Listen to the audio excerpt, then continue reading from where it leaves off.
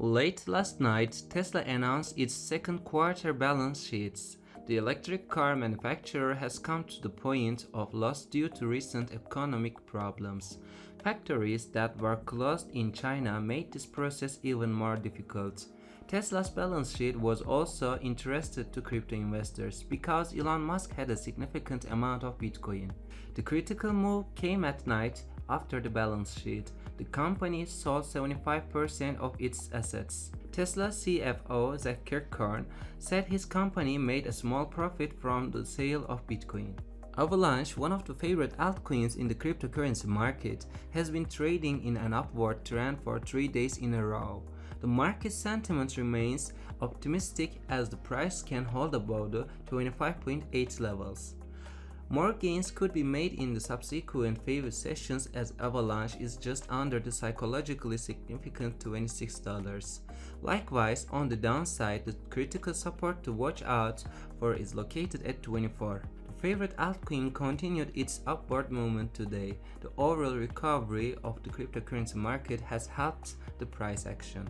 Minecraft developer Mojang has announced that it will not support using NFTs or blockchain technology within Minecraft. The studio announced in a blog post outlining its stance on the controversial technology.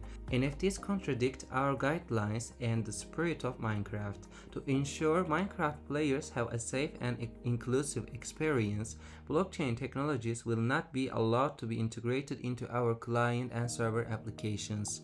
Images related to Minecraft will not be used in NFT projects either. Yesterday, another cryptocurrency exchange brought the crisis to light. ZipMax, given at the last minute in the news bulletins, revealed the cause of the problem.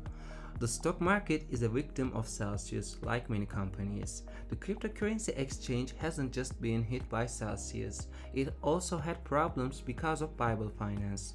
Investors are wondering what will happen now. ZipMax joins the list of other Singapore-based firms like Three Arrows Capital and Vault, which have decided to stop withdrawals. Real Vision CEO and macro expert Raoul Pal thinks Solana could potentially outperform Ethereum. A good fight has been happening in altcoins since last week. While each increases their performance, they also transcend their competitors. Former Goldman Sachs executive points out the rivalry between Ethereum and Sol. He says there is a good chance that Sol will succeed very well if it hits a recent high against Ethereum. Please don't forget to subscribe. Have a nice day.